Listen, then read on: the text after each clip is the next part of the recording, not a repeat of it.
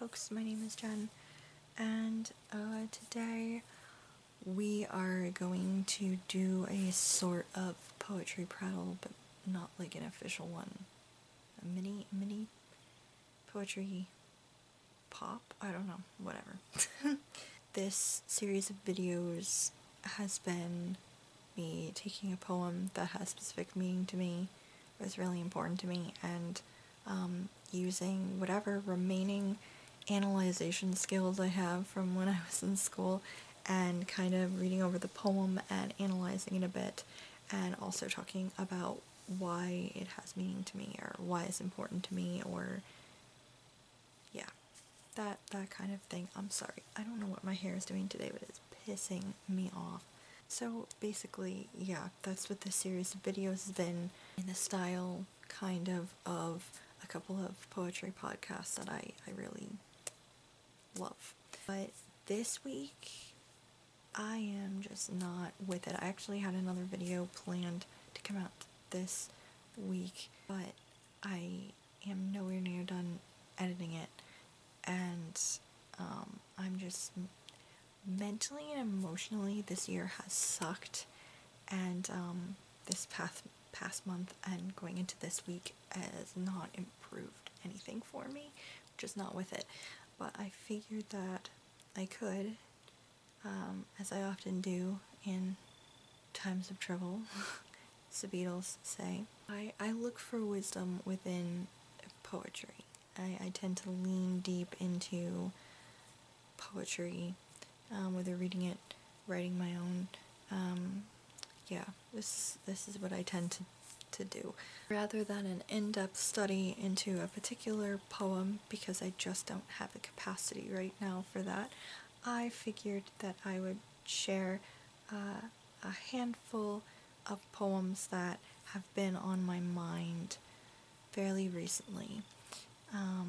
And I will give you a little bit of my thoughts on them, and maybe a little bit about why they've been on my mind recently. I'll go into the first one, which is actually, this is a poem that I have been contemplating doing a more in-depth poetry prattle on, but I don't really know what to say other than the little things that are notes that are written on here from when I was in school. This is a poem by Dylan Thomas. You probably know it. It is, I think, his most famous work. And it is, "Do not go gentle into that good night. Do not go gentle into that good night. Old age should burn and rave at close of day. Rage, rage against the dying of the light. Though wise men at their end know dark is right, because their words had forked no lightning, they do not go gentle into that good night. Good men, the last wave by, crying how bright their frail deeds might have danced in a green bay, rage, rage against the dying of the light. Wild men who caught and sang the sun in flight, and learned too late they grieved it on its way. Do not go gentle into that good night. Brave men near death who see with blinding sight, blind eyes could blaze like meteors and be gay. Rage, rage against the dying of the light. And you, my father, there on the sad height, curse, bless me now with your fierce tears, I pray. Do not go gentle into that good night. Rage, rage against the dying of the light." This is one that actually in college, I think, for extra credit, I memorized this. So I could recite it for extra credit to my teacher. So this is one that I've liked for a long time, and one that I probably read it a lot more emotionally at the time when I was performing it for the teacher. If you want a more emotive version, I guess, of this, I believe, oh my gosh, I forget what his name is. He's an actor. He was on Good Omens, and I completely forgot what his name is, but I'll try to find the video of him reciting it and post it down below, because it's, honestly, it's the best reading of the poem that I've ever heard. So, this poem is a lot. It's a lot of alliterations. It's, my note from when I was younger says, "Do not go into the light." This is a lot about death and dying, but I think a lot of it is also about not giving up. You don't die easily, you fight with everything inside you to live. The self-preservation instinct is pretty strong. I think that a lot of this is speaking about, you know, old age and death, because old age should burn and rave at close of day. It's talking about a lot of, like, thinking about mortality, what contributions or not contributions you've made to the world, epiphanies, stuff like that. It's like going into all of that, but I think a chunk of it also is addressing not giving up, not letting yourself get crushed down, raging against the dying of the light, raging against the machine, if you will, if you want to interpret it in that way. I kind of interpreted it as both ways when I was younger, and lately that has also been something that's been kind of on my mind. This poem, don't quote me 100% because this is just facts that are randomly in my brain and I could be getting it completely wrong, but I feel like I remember that Dylan Thomas might have written this poem when his father died, if I remember correctly. I could be entirely wrong. But I feel like I remember hearing that he wrote this after a significant loss. The reason why this poem has been kind of on my mind lately, like I said, this has not been a very great year for me, personally and also within my intimate circle. At the beginning of October, my grandfather passed away, and he was my last living grandparent, and that was not the only loss that was experienced within my family this year, so that was like compounding on things. So I've been really thinking about this poem since then, and not all of it. I don't, like, I memorized it years ago. I don't have it all memorized still, but certain points of it are still lurking around my brain. Portions of it would come up in my head at certain times, and thinking about things, because this was, I don't really want to talk about it, but this wasn't like a sudden thing, or this was a very quickly was in hospice and then very quickly was gone. So it was a very different experience. We saw him at the hospice center, and I guess a lot of this is up in my head, thinking about a lot of uncomfortable things that I don't like thinking about, which is why I am now tired all the time, because I have been up every night wicked late trying to not let myself think about all the things I don't want to think about. So this poem has been for that, and then this week stuff, just stuff. I also am interpreting it the other way that I also have interpreted in the past, of don't give up. Don't go gently. Don't give up. Rage against the dying of the light. Yeah. That's those lines have been in my head lately too. Just lines have been in my head a lot lately too, and I'm just, it's in there. It's in there. This poem and I don't know, I'm having a hankering for reading Alan Moore. That's what. Besides that particular poem, I've been just struggling. And a couple of other things that I was thinking about. Besides that one, these other poems are more focused on the struggle. the struggle overall. My struggle overall. And just thinking about things. A couple of poems that I have been thinking about.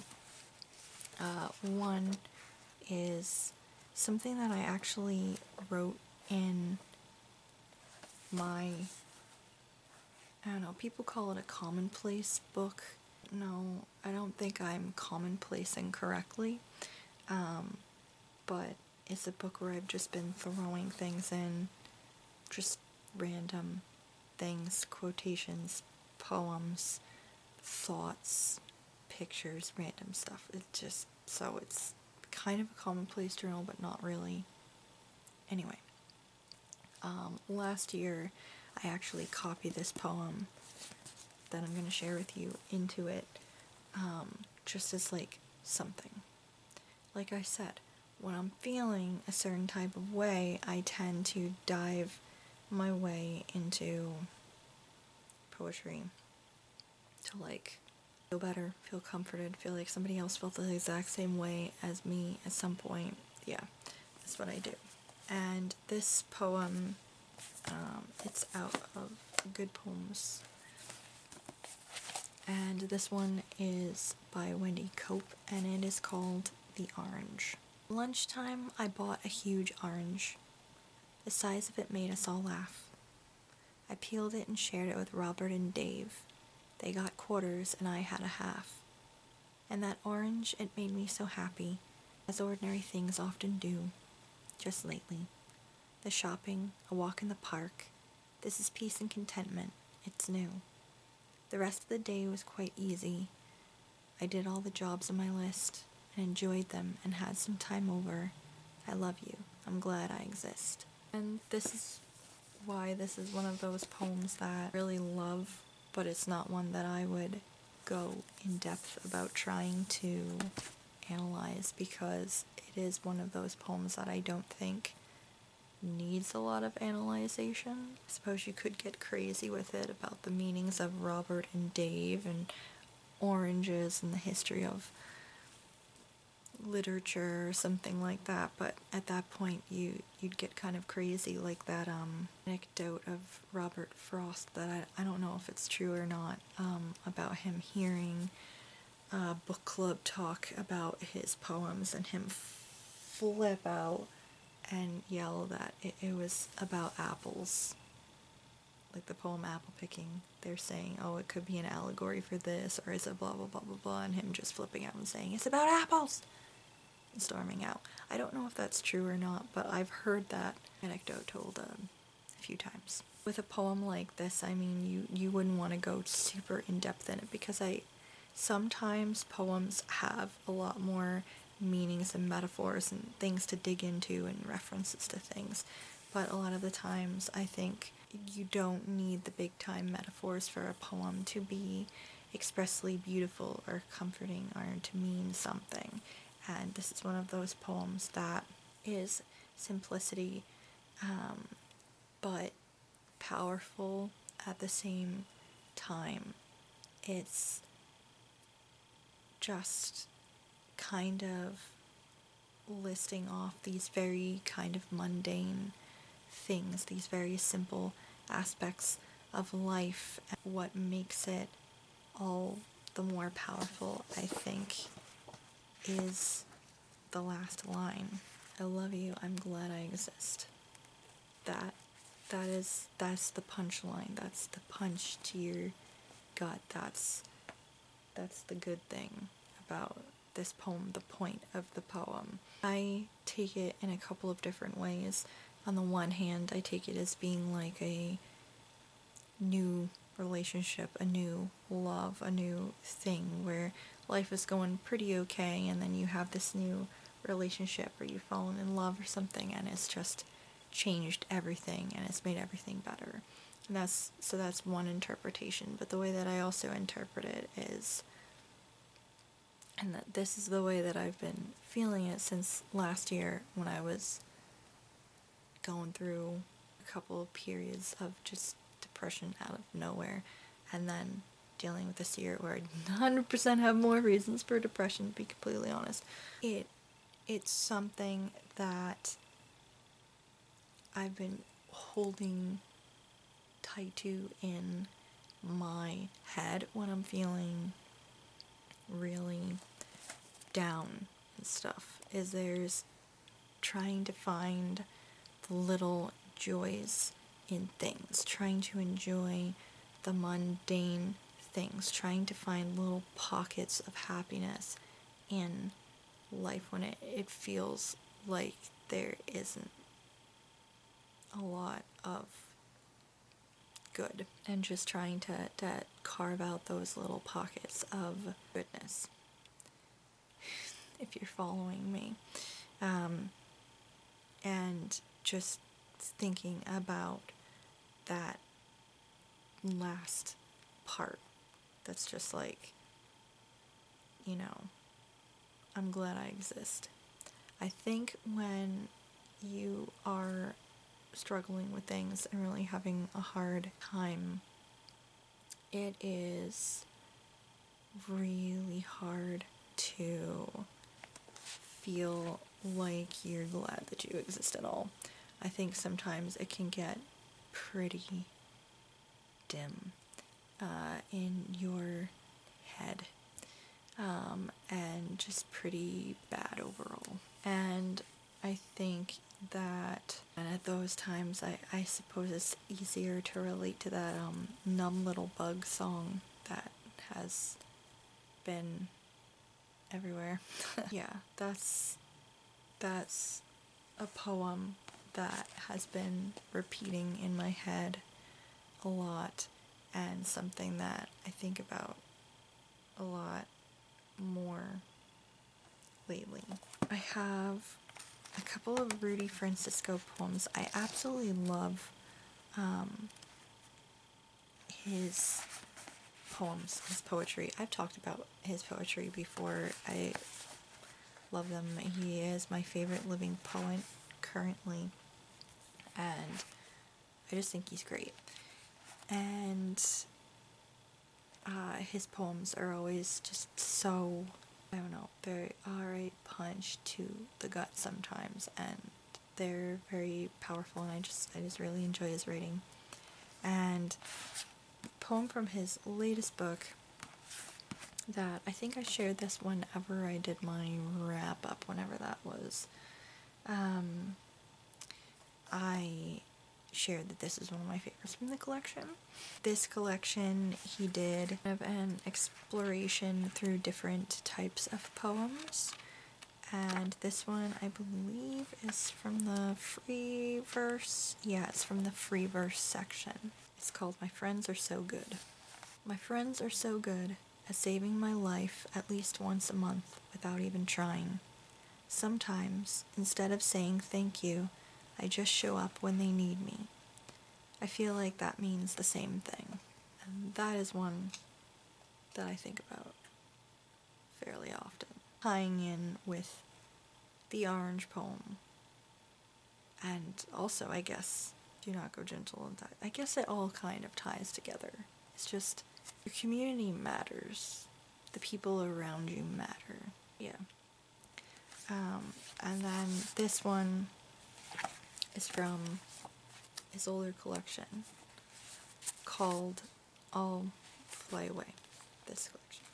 And this collection was kind of set up like a dictionary, sort of, where he made up different words and definitions for those words, and then he wrote poems relating back to them. This one is in the section called Vamry, for to substitute the words I love you with another phrase. The poem is called Uwani. I think I'm pronouncing that right. I could be wrong. We don't say I love you very often, but we do say, have you eaten today? I imagine somewhere in an alternate universe, there is a language where those two things have the same meaning. That one is one that I have been thinking about lately since beginning of October, basically, because I mean, I love his poems, and even though we are different people with different life experiences, in most ways, I love how in writing, and definitely within poetry, that writing, like, poetry transcends that, basically. Like, there's things that you can find within someone else's poems that you can relate to so much and feel so deeply. And that is one that reminds me a lot of my family. I don't know if this came up at all whenever I did a reading wrap up about that collection, but my family is not very verbally demonstrative of I love yous, basically. At least not certain sections of my family. Like, I have, like, a great aunt who does say it, basically. And, you know, my parents and I always verbally with each other, or we'd sign it to each other. And my dad's side of the family, always with all of that, all the time.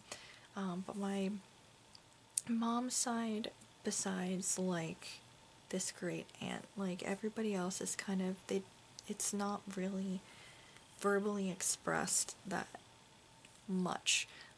It's not something that's very, like, nobody's, like, getting off the phone and saying love you, or leaving from the house and saying I love you. Like, that's not really a thing. And I didn't really think much of that, and didn't really realize that until I had moved out of my own and was spending a lot of time with one of my best friends and her family, and then my husband and his family, and realizing how verbal everyone was with expressing their love. Like, calling your mom, only talk to her for like 10 minutes, instantly be like, okay, love you, bye. Or saying it, you know, leaving the house after every single family gathering, or only knowing members of my in-laws for like not even that many months, and to have a member of the family that's not even that I'm close with saying, oh, I love you, like, that thing, like, this, mind-blowing. And I didn't really think about how much we don't really express that with each other until that. But I mean, thinking about it more and doing more reflection. See, this is my problem. I tend to, I don't always talk as much with people. I kind of observe and do a lot of reflection. So just interacting with everyone and seeing everybody interact with each other, and I reflected a lot more when I was around family, going back to home and stuff like that, and realizing more that yes, we don't always verbally say it, but it is said in other ways. It's said differently. I said that my dad's family says it. They do, but a lot of the times how it's said is with 143, which is a I love you, if you, yeah. And that's just kind of the code for it. Basically, I did a lot of reflecting on all of this, and I have been doing a lot of reflecting on all of that, especially that side of the family.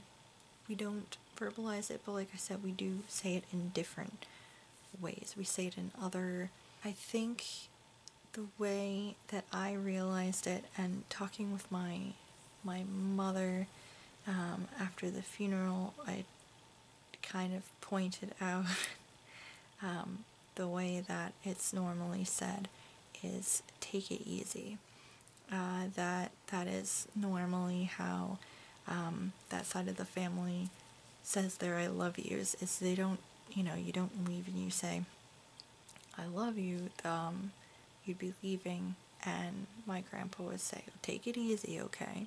When I was younger, I think I interpreted that as something different than what it actually meant. Like, when I was a kid, I just figured he means literally be careful on the drive home. Even if, my parents and they live 10 minutes away, so it's not that big of a worry, but thinking about it more in depth, it wasn't just take it easy on the ride home. It wasn't just be careful on the ride home. It meant be careful until I see you again. It meant I love you, be careful, be safe, take it easy. And that wasn't the only thing either. There were other things. I know, what is it, the 5 love languages thing is a thing. If you were wondering, mine is words of affirmation. I know there's like different things. There's, what is it? So the words, the touch, the gifts, right? Acts of service. I can't remember what there's one more. Quality time. That's what it is, quality time. These are like, and I didn't think about it at the time, what that's like. It doesn't necessarily, you don't necessarily have to, and that's kind of how I just really related to this poem when he said, we don't say I love you very often, but we do say, have you eaten today? And that just sounds like that's his family's way of that. That's his family's version of take it easy, is have you eaten today? Same kind of thing. I love you. If you're taking care, are you taking care of yourself? Are you hungry? Can I do something for you? Like that kind of, yeah, showing your love in other ways. I feel like I'm rambling about stuff that everybody already fucking knows. I'm gonna close this out by doing something that I have not done before, and that is to share something that I wrote, because I feel like it, because it relates to this, and also partially because I believe it has been kind of asked for before. So, yeah. This is a poem that I wrote several months ago. Here you go. It's a Jen Wicked Pluto original. It is called 143. I love you, whispered into the air, so closely held. Words that are commonly said with hugs or baked goods or time spent, mumbled into steaming mugs of coffee at 2 a.m. or lost in the rush of wind while sledding down a hill. We do not say them in their actual form. Instead, 143, 1433, take it easy. When the actual words are said, there is a pause, always. Awkward, startled, unexpected to have them thrust at you, out of the blue. I thought when I was younger that maybe that was because it was not fully genuine or not to be spoken out loud, but now I know it is because It was a given. Love is felt, and is more than just words. So yeah, that's this week's mini, not quite prattling, more prattle than poetry, really. Just feeling kind of melancholic, guys, and trying to handle it. I hope you liked this video anyway. Please let me know if you really like any of these poems, or let me know what poems you tend to think of or reach for when you are not feeling your best. I thank you guys for watching. Thank you for always watching. If you are new here and would like to subscribe, please do so. I have more energy sometimes. I'm just not right now. I thank you guys. I'll see you in the next video, and rage against the dying of the light.